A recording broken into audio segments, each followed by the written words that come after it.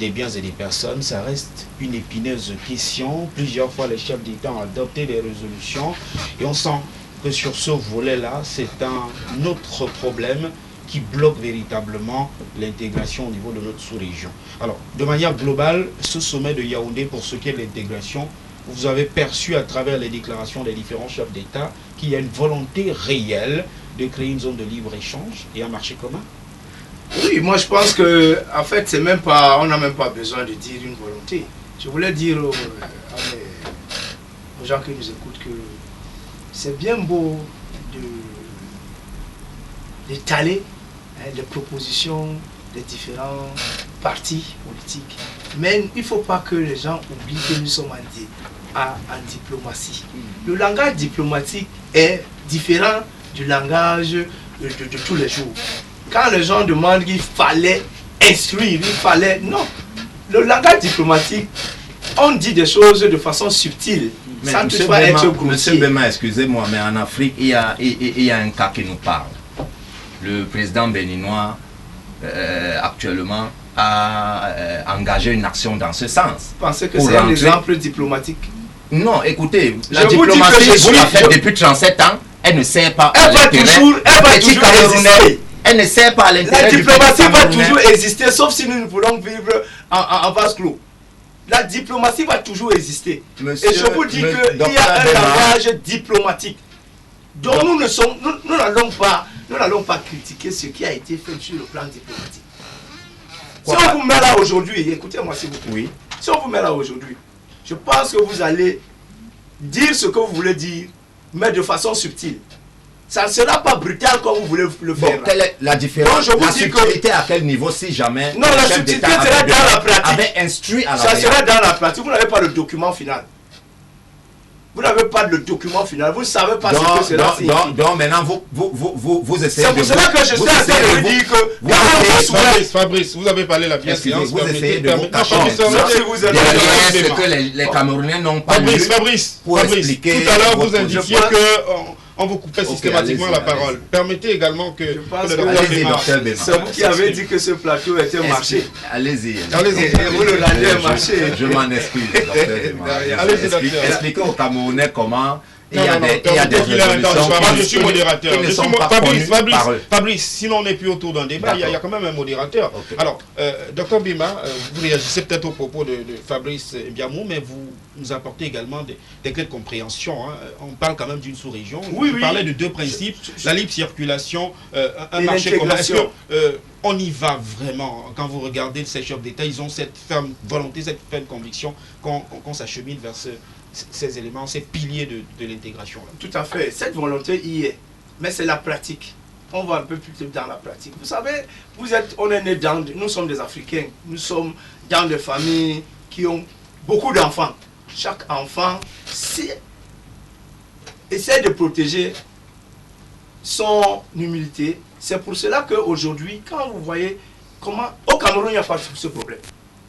Vous voyez que sur le plan de l'intégration, au Cameroun, il n'y a pas de problème.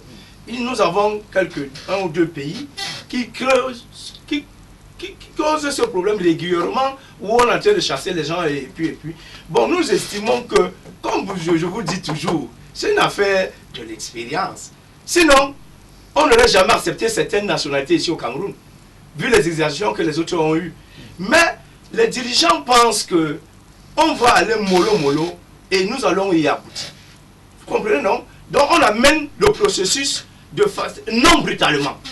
Parce que quand il y a une brutalité, quand il y a cassure, il est difficile qu'on remette les choses en place s'il y a cassure. Parce que quand on casse une corde, elle est difficile d'être rafistolée. Elle ne se rafistole pas. Donc nous estimons que vous avez vu, la volonté y est là. Parce que personne, et comme je vous ai dit, c'est la diplomatie. Personne ne va venir dire là, en pleine conférence des chefs d'État, dire que moi je ne suis pas d'accord. Vous savez que quand ils partent d'abord de chez eux pour aller se retrouver quelque part, ils ont les sujets pour lesquels ils vont débattre. Et quand ils viennent, ils ont des positions. Et sur le plan diplomatique, personne, dès qu'on les regarde, on les écoute, on sent qu'ils vont vers là. Selon leur langage diplomatique. Parce que le langage diplomatique est subtil. Mais il peut dire une chose qui est en train de faire le contraire. C'est ça le problème. Mais quand il est sur le Cameroun, il va dire non, nous sommes d'accord, nous allons y aller, nous allons y aller. Et les chefs d'État, les connaissant le conflit, vont mollo, savent comment le tempérament des uns et des autres.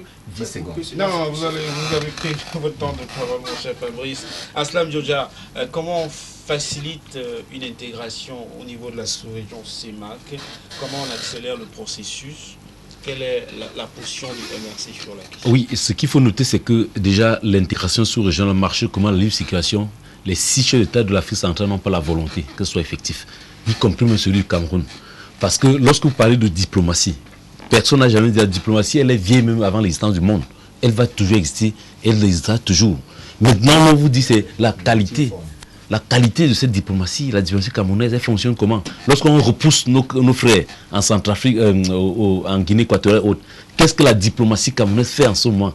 Quelle est l'action qu'elle mène? Elle aurait sommé, non, pas refouler sur quelqu'un, mais elle aurait pris des positions fermes et ouvertes, fermes, pour dire, nous avons pris des résolutions, nous avons des résolutions. La résolution pour la libre circulation en Afrique centrale ces résolutions ont été actées par tous les pays de la sous-région. Il n'y a que le Gabon et la Guinée qui tardent à s'exécuter, qui s'exécutent timidement, qui ouvrent, après referment les frontières hautes. Maintenant, je dis, le Cameroun qui est le pôle central, qui est l'économie la plus forte, qui en réalité aurait dû être le pays qui donne le ton, n'est-ce pas, qui donne les orientations, ça ne devrait pas arriver au Cameroun. Vous imaginez les États-Unis d'Amérique, n'est-ce pas, qu'on dit que les Canadiens ont refoulé les citoyens américains dans la zone de libre-échange non-américain, par exemple. Vous imaginez un scénario comme ça? Donc c'est pour vous dire que si nous avions une diplomatie forte, une diplomatie efficace, ça devrait arriver une fois, mais ça ne devrait plus jamais arriver. Donc tout ce que elle n'est pas du tout efficace, parce que nous voyons de nombreux Camerounais à travers des pays qui souffrent, qui sont en détresse, et la diplomatie camerounaise n'a jamais agi. Elle n'a jamais été proactive, elle n'a jamais été active pour corriger. On le voit au quotidien. Les Camerounais vivent au quotidien. Au moment où nous parlons, je prends cet exemple pour sortir. Et peut-être ça n'a rien à voir avec la diplomatie, mais c'est un cas concret. Une Camerounaise qui vient d'être sacrée championne du monde de l'athlétisme, vous le savez, en Afrique australe, en Afrique du Sud. Et au moment où elle partait, vous savez très bien qu'elle n'a pas eu le soutien de l'État du Cameroun, mais elle a été sacrée championne. Elle avait vérifié l'information. Ça, c'est une parenthèse que je fais pour vous dire qu'il y a beaucoup de cas comme ça où la diplomatie devrait se mettre en marche, mais c'est pourquoi j'ai précisé la parenthèse. Très bien. J'ai fait cette parenthèse pour vous dire que la diplomatie camerounaise, malheureusement, elle est inerte. Ils sont nombreux les diplomates camerounais. Ils sont nombreux les diplomates camerounais qui sont en fonction jusqu'à maintenant. Restons dans le cadre du débat. On n'est plus dans le débat. On va donc évoluer. Vous allez chuter. Je chute en disant simplement ceci. Je parlais d'intégration. Voilà, lorsque je voulais cette parenthèse, c'était pour amener les éléments pour démontrer que la diplomatie camerounaise, elle est inerte. Alors, pour comprendre bien ce que vous dites, l'Afrique centrale, le Cameroun doit jouer le rôle de locomotive désormais pour que on ait... Et qu'en Afrique centrale, la réalité, c'est que ces chefs d'État n'ont pas de volonté. En réalité, le fait qu'ils ne s'attaquent pas profondément à ces questions, c'est parce que c'est les monnaies d'échange pour leur maintien au pouvoir. Très bien. Je voudrais que l'on aborde rapidement la deuxième thématique inscrite à l'ordre du jour ce dimanche, et on va donc parler des élections couplées municipales et législatives qui sont annoncées pour le 9 février 2020 au Cameroun. Et on va donc commencer avec vous, Fabrice Touélé Mbiamou. Vous êtes d'ailleurs candidat à cette élection, le volet législatif. J'ai eu l'information du directeur de cabinet de Cabral Libi Armand Oukol. Comment la formation politique qui est la vôtre trouve les éléments pour mieux agencer la préparation de ce double scrutin-là qui nécessite et les hommes et les moyens? Oui, c'est un sujet ô combien important. Et si vous permettez 10 secondes seulement. 10 secondes. C'est dans votre temps de parole. Oui. Il faudrait qu'on se comprenne. Pour dire que lorsqu'on parle aujourd'hui, et une fois de plus, peut-être de trop, de l'intégration effective dans la sous-région, que les chefs d'État se soient assis et qu'une résolution soit sortie qui va dans le sens de réchauffer simplement la dernière du sommet au Tchad. Vous comprenez que en réalité, comme quelqu'un disait, il se pose un réel problème de volonté. Parce que entre ce qui est dit dans les textes, les clauses, et la pratique sur le terrain, il y a un gap. Et je crois que lorsqu'on est au sommet d'un pays, on a les leviers suffisants pour pouvoir faire appliquer ce qu'on a décidé en haut. En réalité, lorsque la Guinée équatoriale décide de construire un mur qui va séparer le Cameroun et son pays, est-ce qu'on parle encore d'intégration? Lorsque vous avez des Camerounais pour aller dans certains pays de la sous-région, requiert encore des visas. C'est un problème. Donc je sors en disant simplement que le Cameroun, le président de la République du Cameroun a une responsabilité hautement importante qu'il doit mettre au service de l'intégration. Voilà, au service de l'intégration effective. Parce que Fabrice, parlons de la deuxième thématique. On voilà. Donc, par le temps, oui, effectivement. Ce dimanche, il y a beaucoup de cabralistes au sein de votre formation politique qui sont capables d'aller aussi loin, sinon faire mieux que votre candidat et président à l'élection présidentielle de 2018. Oui. On sait qu'il y a de la jeunesse, mais est-ce qu'il y a de la maturité pour aller au front? Est-ce que vous avez l'impression ici sur ce plateau que je manque de maturité ou de consistance, Docteur Bema? Non, pas du tout. Merci beaucoup venant de vous. C'est pour dire en réalité que les candidats que le PCRN présentera, qui d'ailleurs sont le reflet de la base, parce que démocratiquement choisi dans le cadre des consensus ou des primaires. On se souvient encore que le président national du PCRN l'a annoncé il y a au moins un an aujourd'hui, au lendemain de la présidentielle de 2018, que les investitures au Parti camerounais pour la réconciliation nationale, dès que la convocation du corps électoral sera annoncée, se ferait par consensus ou par primaire. Il n'y aura pas de parachutage et de clientélisme. Donc, c'est à ça que nous sommes aujourd'hui et les dernières listes vont se boucler aujourd'hui dans le cadre de ces consensus ou de ces primaires. Et je puis vous rassurer, vraiment, je puis vous rassurer parce que vous m'avez tendu la perche en disant que vous avez reçu une indiscrétion de ma candidature, qu'à Vouri-Est, nous aurons une victoire sans appel. On attendra, on n'est pas encore dans cette campagne électorale, mais on apprécie les formations politiques qui sont moins intéressées par cela.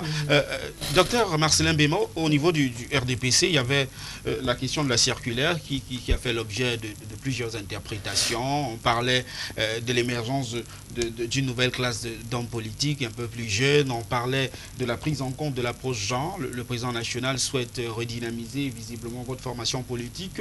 Est-ce qu'on est parvenu, puisqu'il s'agit d'un mode d'investiture qui a été finalement choisi par le président national de votre formation pour ce double scrutin, est-ce qu'on est finalement arrivé à un consensus autour des listes à ce jour? Oui, merci de me passer la parole et puis vous êtes très bien informé parce que la circulaire, effectivement, est en train de renouveler la classe politique.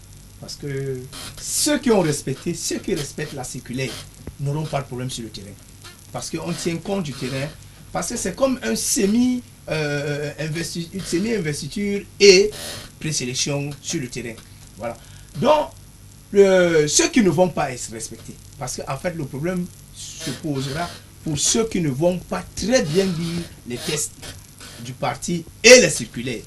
C'est là où les problèmes vont se poser. Parce que on a dit ceci. Il faut faire la promotion des jeunes. Il faut faire la promotion des femmes. Donc ça veut dire que dans une circonscription de 25 conseillers, il faut 8 femmes. Bon, si vous n'avez pas ces 8 femmes, vous n'allez pas passer. Malheureusement, vous savez que les tests sont là, mais il y a le hic de l'interprétation de ces textes. Parce que ce n'est pas moi qui vous le dis. C'est pas moi qui vais vous le dire. Vous savez, genre, il y a trop de problèmes sur le terrain. Il y a trop de problèmes sur le terrain. À cause de cette mauvaise interprétation. Le chef de l'État a ouvert le débat. Mais il y a certaines personnes qui pensent qu'ils peuvent toujours continuer à confisquer le débat. Et nous leur disons que il ne faut pas oublier que ce n'est pas une victoire personnelle. Nous allons dans un combat où la victoire est d'abord la victoire du parti. Les gens sont en train de mettre en avant leurs intérêts égoïstes en faisant des listes où, comme par exemple les présidents de session, ils mettent des personnes qui n'ont rien avec la circulaire, qui n'ont rien avec les tests de base. Parce qu'au moment de choisir le maire, par exemple, viendrait que je t'ai fait entrer dans la liste, je t'ai fait entrer dans la liste, je t'ai fait entrer dans la liste. Et là, ça fait problème. Ça fait problème. Et nous demandons à tous ceux qui ont cette responsabilité de faire respecter les circulaires et les tests de base du parti. Il n'est pas question ici de faire du clientélisme ou bien même d'introduire dans les listes des gens qui n'ont rien à faire avec le parti. Aslam Joja, au niveau du mouvement pour la renaissance du Cameroun, est-ce que le parti a fait son choix entre investiture primaire Oui, ou les deux? Selon l'article 42 de nos statuts, le mode de représentation, le mode de sélection des candidats à la candidature aux élections locales et nationales, c'est par consensus. Si le consensus n'a pas le directoire national investit les candidats. Et comme le parti fait courir, est-ce que le consensus effectivement, est facile? Ce qui s'est passé, c'est qu'il y a eu des localités du pays où le consensus a eu lieu, n'est-ce pas? Et il y a eu des pays, des endroits où il n'y a pas eu consensus, et le directoire national est en train de siéger depuis vendredi, et ça va certainement s'achever aujourd'hui, n'est-ce pas? Le directoire est donc en train de voir ces cas où le consensus n'a pas lieu, il tranche autant pour moi. Et donc, au moment où nous parlons, effectivement, nous avons une pléthore de candidatures au sein du mouvement pour la renaissance du Cameroun. Si vous pensez au cas de la commune du 3e arrondissement, n'est-ce pas, de la ville de Douala, sur les 61 postes autant pour moi en compétition, nous avons plus de 240 candidatures fin prêt, n'est-ce pas? C'est partout, hein? Plus de 240. Donc, ce qui se passe actuellement, donc, c'est en interne, donc, on est en train de régler cette question. Et donc, il y a la jeunesse qui s'est déployée. Et le président national du MRC avait donc commis des directives où il indique que les jeunes doivent être représentés à 25% dans les listes, les femmes à 30% dans les listes, les personnes handicapées, n'est-ce pas, doivent être prises en compte plus ou moins à 5%. Donc, il y aura effectivement des personnes vivant avec un handicap dans nos listes. Il y aura la jeunesse représentée.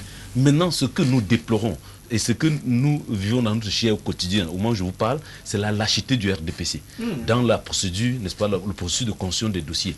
Parce que sur le terrain, le RDPC est en train de tuer et l'administration et les maires qui sont effectivement RDPC pour nous empêcher de construire des dossiers. Et nous avons comme ça des localités du pays, notamment à Kiossi, où carrément le sous-préfet a disparu de la circulation, il a pris un congé forcé. Et donc, c'est une situation. Pourquoi vous étiquetez les hommes, les fonctionnaires? Puisque vous y voyez forcément une chapelle politique? Je dis bien, certains sont en train de faire le travail républicain, certains. Mais malheureusement, il y a des brebis galeuses qui effectivement sont en train d'exécuter les institutions du RDPC. Je vous prends un Kassem, dans le sud. Il avait été dit, le secrétaire national à la communication du RDPC. Vous avez un ton toujours dur au sein de votre formation politique. La communication du RDPC, notamment vous ne manquez pas de diplomation au sein du monsieur Jacques Famino. Permettez-moi. Oui, il avait dit ceci, que la couleur politique locale au sud, c'est le RDPC et personne d'autre. Oui. Et comme il avait dit, ce sont ses propos, mais sur le terrain, nous avons donc des autorités dans le sud qui empêchent systématiquement nos candidats. Vous décriez ce sont des faits, des vidéos sont là, des photos sont là.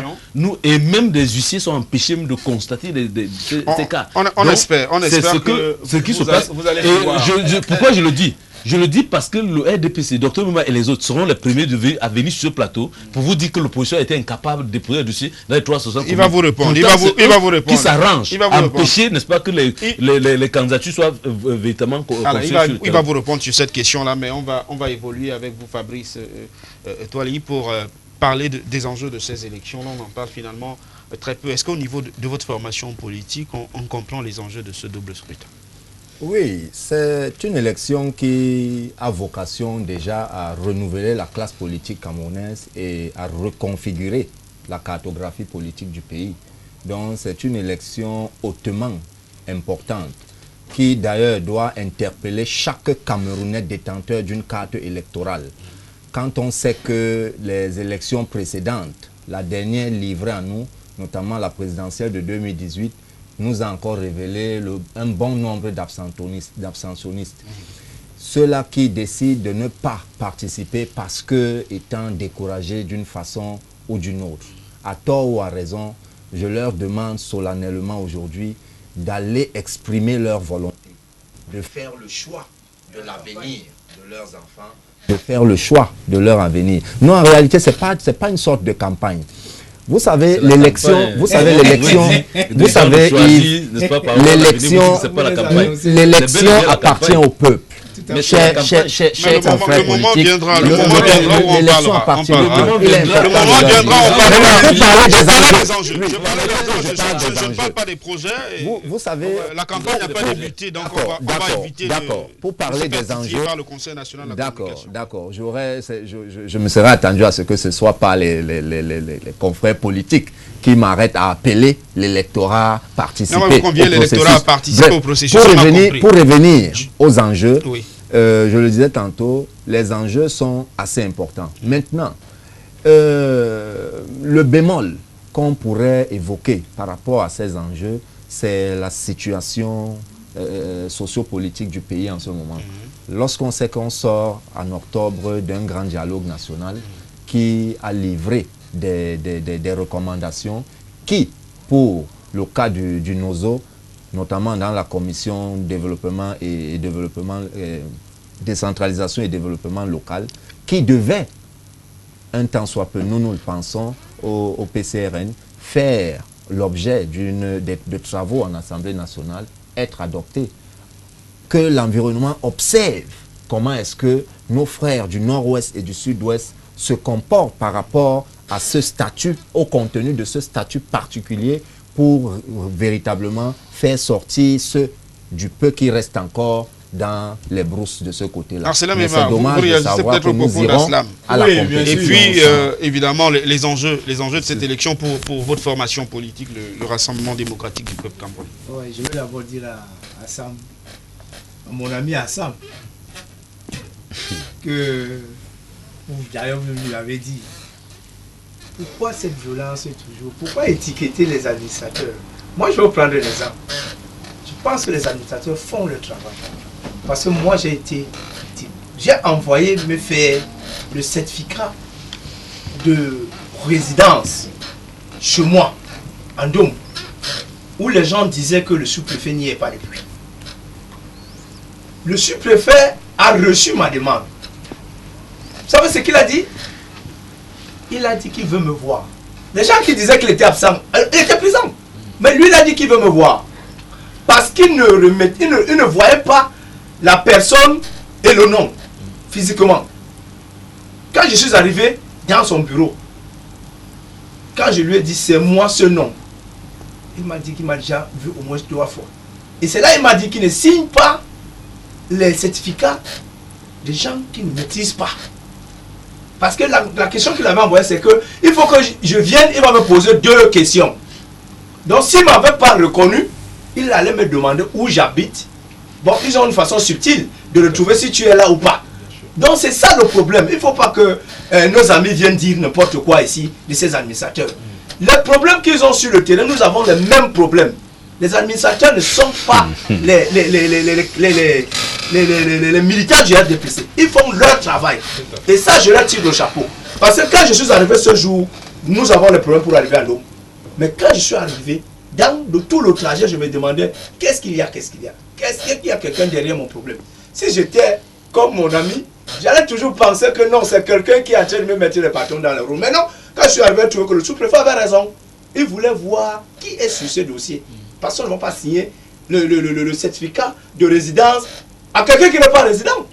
Voilà. Le sous-préfet a reconnu que j'ai un local, je suis là, mes parents sont là, j'y viens tous les jours, je suis là, j'ai même mes chambres là-bas et tout. Il m'a signé ce certificat. Donc je voulais te rassurer que mon cher ami... Non, il n'y a pas de frilosité, non, mais il y a... Ça, c'est un cas isolé. C'est un cas isolé, monsieur le docteur Ndoma. Docteur Ndoma, vous avez vu la vidéo de Constant Madeuxième. Vous avez vu la vidéo de Constant Madeuxième. Le sous-préfet a disparu. Vous êtes exprimé une vidéo, c'est pas toujours, il faut authentifier les documents en même temps. Donc on ne va pas s'arrêter sur une vidéo pour commenter une situation qui est une situation... Puisque son cas isolé, il ne peut pas aussi se baser sur un cas isolé pour généraliser. Vous avez pris des exemples ici et puis tout le monde vous a laissé, vous a écouté religieusement sur vos exemples qui sont forcément des exemples qui ne sont pas les exemples qui sont évoqués par Marcelin Bémard. C'est peut-être que cette contradiction existe également sur ce plateau ce dimanche. Allez-y pour les enjeux. Je parlais des enjeux pour votre formation politique de cette élection-là. Oui, pour nous estimons que nous sommes sur le terrain. Et ces élections sont les bienvenues Parce que avant la convocation du corps électoral, nous avions été dans ce plateau, on a dit déjà et moi on connaît, dans une violence inouïe, où j'étais en train de leur rappeler que la politique n'est pas sur les plateaux de télévision et de radio. La politique c'est sur le terrain. Et on est déjà sur le terrain. Et nous allons attendre le résultat, nous voulons que les gens parlent de la même façon ici, après le 9.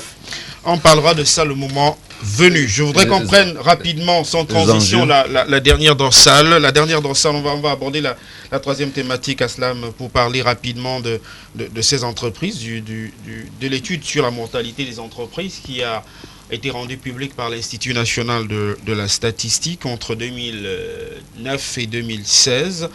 Cet institut parle de 6458 entreprises sur l'étendue du triangle national, dont 2316 ont quasiment cessé toute activité. Évidemment, les déterminants utilisés pour cette étude sont la taille de l'entreprise, le niveau du diplôme de l'entrepreneur, mais également la forme juridique de l'entreprise. Sur cette question, la presse a semblé insister sur la taille de le diplôme de l'entrepreneur. Est-ce que pour vous, c'est un élément qui peut aussi justifier qu'on ait autant d'entreprises qui, en moins de 10 ans, ferment boutique au Cameroun? Voilà, effectivement, l'Institut national de la statistique a fait un travail formidable et a sorti nous a donné les statistiques, n'est-ce pas, selon la science et selon les méthodes scientifiques qui sont les leurs. Et nous, en tant que politiques, lorsque nous observons, ils ont avancé les éléments, n'est-ce pas, qui justifient les taux de mortalité de ces entreprises, notamment sur la formation, les diplômes des entrepreneurs et aussi la taille des entreprises. Et lorsque vous allez faire référence à la taille des entreprises, par exemple, qu'ils ont évoqué comme étant un élément, n'est-ce pas, qui justifie cette situation, vous allez vous rendre compte qu'effectivement se pose là un problème d'investissement. C'est-à-dire que les entreprises sont trop petites et n'ont pas les moyens, n'est-ce pas, de pouvoir véritablement se maintenir dans cet engrenage, dans cette mafia, n'est-ce pas, du business qui se passe dans notre pays. Et donc, aujourd'hui, ça interpelle l'environnement socio-économique et socio-politique de notre pays. Parce que vous savez très bien que les investissements, on n'engage pas n'importe comment. On engage des investissements dans un contexte où on maîtrise, n'est-ce pas, un certain nombre d'enjeux, où on a confiance, n'est-ce pas, à l'environnement dans lequel on s'y trouve. Et donc, aujourd'hui, l'Institut national de la statistique vient donc comme ça donner les éléments probants, les éléments réels de ce que la situation socio-politique au Cameroun est un problème sérieux. Parce que ceux qui devaient investir, ceux qui devaient soutenir ces petites entreprises, qui devaient accompagner ces petites entreprises, n'est-ce pas, à augmenter le capital, à augmenter le niveau d'investissement, pour ne pas mourir si tôt, parce que vous devez savoir que la science, de manière générale, on sait très bien dans pratiquement tous les pays du monde entier que plus l'entreprise est petite, plus elle a la chance de mourir si tôt. Et donc, du moment où l'environnement n'est pas donc sain, cet environnement n'est pas rassurant, et que les politiques publiques dirigées et conduites par notamment le RDPC, qui n'arrivent pas à donner les indicateurs de satisfaction, je leur rapporte, parce que sur le RDPC, bel et bien. Non, j'ai dit c'est simplement ceci. Je le dis. Je parle des entreprises et vous je parle des entreprises. Je vous explique que l'Institut national de la statistique a donné des raisons qui justifient les taux de mortalité. J'ai pris le cas des tailles de l'entreprise. Et je vous dis que les tailles des entreprises viennent du fait que l'investissement n'est pas suffisant. L'entreprise n'a pas les moyens pour pouvoir augmenter son volume d'activité. Et c'est dû à quoi? C'est dû à la rareté des ressources. Mais paradoxalement, nous avons dans nos banques des surliquidités. C'est-à-dire qu'en priori, on devrait être dans cette situation si les banques n'avaient pas d'argent. Pourquoi on investit donc pas au Cameroun? Et donc, en se posant cette question, vous voyez directement l'environnement non sociopolitique. Et cet environnement sociopolitique... Vous faites la corrélation avec... Et donc, puisque, fondamentalement, n'est-ce pas? Fondamentalement, la destination Cameroun est très risquée. Elle est très risquée. Avec la situation au nord, au sud-ouest, vous savez très bien qu'un investisseur sérieux, au regard de cette situation, et avec les éléments de langage, toujours en train de... Les entreprises n'arrivent pas à faire... C'est un élément clé. Si vous ne le savez pas, je vous relance là-dessus pour vous indiquer, quand vous parlez de destination Cameroun, soyons un tout petit peu sérieux sur cette question. Aslam, il y a une étude, je crois que vous suivez cette actualité comme beaucoup de téléspectateurs, il y a une étude qui a été menée par une agence de notation américaine, l'une des plus prestigieuses, sinon même la plus prestigieuse, Standard & Poor's, qui parlait du risque Cameroun comme le meilleur risque. Il faudrait que vous le sachiez avant qu'on évolue sur cette question. Non, je dis, il faudrait qu'on soit d'accord là-bas. Donc pour eux, effectivement, le Cameroun, à ce niveau, a été un bon parti en matière d'investissement. Je suis d'accord avec vous. Au même moment, vous connaissez le classement du Cameroun de la part de Doing Business, non? Vous connaissez le classement. Vous connaissez le classement du Cameroun dans les 10 nations les plus... On a chuté d'une place. Je voulais simplement vous citer que, effectivement, les études ont été faites. Le Cameroun, c'est notre pays, à nous tous. Et c'est parce que c'est cher à nous. C'est parce que nous y attachons, n'est-ce pas? Nous avons notre nombril au pays que nous pensons qu'il est important d'attirer l'attention de ceux-là qui devraient trouver la solution. Puisque les statistiques ont été données, n'est-ce pas? La problématique a été dégagée. Les solutions viendront. Les solutions viendront effectivement des politiques publiques. Et ces politiques publiques, n'est-ce pas, doivent être mises en place par ceux qui sont les tenants du pouvoir. Qui sont les tenants du pouvoir? C'est vous la conclusion. Très bien. Fabrice, sur cette même question, vous avez le sentiment qu'il faut accélérer l'assainissement du climat des affaires pour éviter ce taux de mortalité presque alarmant des petites entreprises, des entreprises de très petite taille? Oui, vraiment, pour être assez précis, parce que le temps qui est imparti à l'émission effectivement. Je pense qu'il est important de s'attaquer aux éléments tels que la corruption.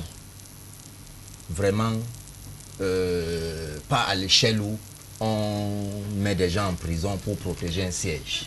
Vous comprenez? Mais pour assainir le climat des affaires. Parce que vous avez des petites entreprises, je vais vous livrer une petite confidence qu'on m'a faite. Un investisseur qui est actuellement très en difficulté, un Camerounais d'ailleurs, qui aujourd'hui se retrouve obligé de mettre en congé technique pratiquement tout son personnel pour essayer de diminuer les charges, se battre, gagner de nouveaux marchés avant de les faire venir. Pourquoi? Parce qu'il vient de perdre 2 de ses clients les plus importants. Simplement parce que ces clients ont fait l'objet de corruption avec les différentes administrations, que ce soit les administrations fiscales, que ce soit les administrations au niveau du ministère des Finances et autres. Je vous assure, c'est un problème sérieux. Je ne parle même pas des tels que c'est libellé dans votre conducteur, des petites entreprises qui subissent, c'est vrai, elles doivent payer les impôts aussi, mais qu'ils subissent une sorte de pression dans ce sens. Il est important que les lois soient revues et d'ailleurs soient moins accablantes. D'ailleurs qu'il y en a beaucoup. Et on sait tous, Dr Bema ne me contredira pas lorsque je vais dire que un pays dans un secteur d'activité, lorsqu'il y a déjà beaucoup de lois, les unes les autres qui se superposent, ça rend ce secteur difficile. C'est aussi ça qui fait en sorte que ces petits entrepreneurs ne parviennent pas à survivre sur le long terme. À côté de ça, vous avez le favoritisme qu'il faudrait également bannir. Vous prenez le Fonds national de l'emploi qui gère par exemple... Je voudrais vous relancer pour qu'on ne s'égare pas. Il y a quand même des indicateurs de cette étude de l'Institut national de la statistique. Tout à l'heure, Aslam en parlait. La taille de l'entreprise, le niveau du diplôme de l'entrepreneur, qui est une problématique sérieuse et qui pose un problème de management, la forme juridique de l'entreprise. Ce sont les critères ou les déterminants qui ont été utilisés par l'Institut pour brosser ce tableau sombre des entreprises dont le taux de mortalité au Cameroun, pour ce qui est des entreprises de petite taille, de très petite taille, est alarmant. Sur ces 3 éléments déterminants évoqués, qu'est-ce qu'on peut faire pour améliorer ça? C'est la question. Oui, c'est ce que j'évoquais tout à l'heure. Le premier élément qu'il faudra attaquer, ce serait de résoudre le problème de corruption, au moins à 75%. Le deuxième élément, ce serait de décongestionner les lois, de décongestionner, les rendre moins accablantes, de manière à ce que les entrepreneurs puissent investir quand même avec une certaine possibilité. Je veux dire, il y a déjà quelque chose qui est bien, qu'il faut dire. Vous venez de créer une entreprise, vous êtes exonéré de taxes, je crois, sur l'année qui suit. C'est une bonne chose. Mais sauf que, par la suite, ça devient extrêmement compliqué. Vous comprenez? Et c'est là où le régulateur, qu'est l'État, doit intervenir. Parce que l'État aussi a le rôle d'accompagner le petit entrepreneur. Je voulais évoquer, je sors par là. Je sors par là. On va sortir de cette le FNE, par exemple, ce n'est pas une accusation, mais si vous vous rapprochez de tous ceux qui tendent la main au FNE, ils vous diront la même chose. Ça, c'est du concret. Lorsque un jeune diplômé, puisque l'Institut national de la statistique parle du problème d'entrepreneurs non diplômés, vous comprenez? Les jeunes diplômés, donc, de ces instituts professionnels qui pilulent dans notre pays aujourd'hui, et c'est bien, se rapprochent de cet organe qu'est le Fonds national de l'emploi à le fait d'obtenir des accompagnements. Vous vous rendez compte que pour chuter si vous n'avez pas l'assentiment de la personne que vous avez en face de vous, vous comprenez, en termes de relationnel, de près ou de loin, votre dossier est difficilement admis à être accompagné. Et ça, c'est un réel problème. Sur cette question, on parle des mesures d'accompagnement pour éviter finalement que l'on ait encore un taux de mortalité de ces entreprises de petite taille qui constituent quand même un pan important de notre tissu économique. L'État fait-il suffisamment pour ces petites entreprises-là?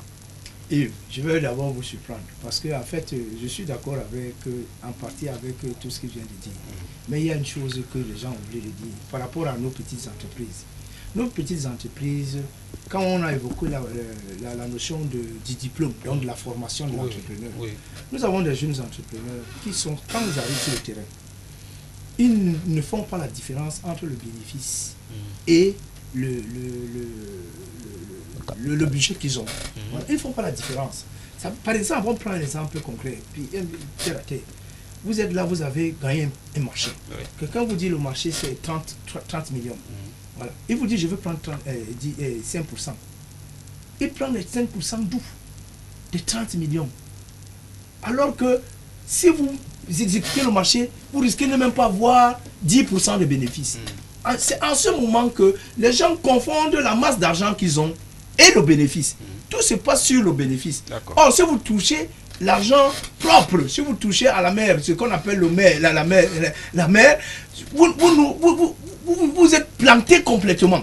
Il faudrait que les jeunes entrepreneurs comprennent qu'il y a une différence entre leur budget et le bénéfice. Tout se passe sur le bénéfice. Il faut dégager et les impôts, et le personnel, et toutes les autres charges. Pour le coaching est aussi nécessaire. C'est ce qu'on peut comprendre au-delà des mesures. On ne va pas aller plus loin sur cette dernière dorsale. Pour remercier nos téléspectateurs fidèles à ce programme tous les dimanches, je voudrais remercier le docteur Marcelin Béma, qui était là pour le RDPC, le Rassemblement démocratique du peuple camerounais, parti au pouvoir. Je remercie également Aslam Djodja, qui était là pour le compte du mouvement pour la renaissance du Cameroun. Vous êtes le président de la jeunesse à Douala 3e. Information que j'ai pu avoir de dernière minute, comme quoi on suit votre actualité. Fabrice Touélé Mbiamou, je vous dis merci d'être venu pour le compte du parti camerounais pour la réconciliation nationale. Merci également et bon vent pour votre candidature. Merci de nous avoir suivis ce dimanche. Point final à cette édition de Politiquement Incorrect. À dimanche prochain. S'il plaît à Dieu. Au revoir. Voilà.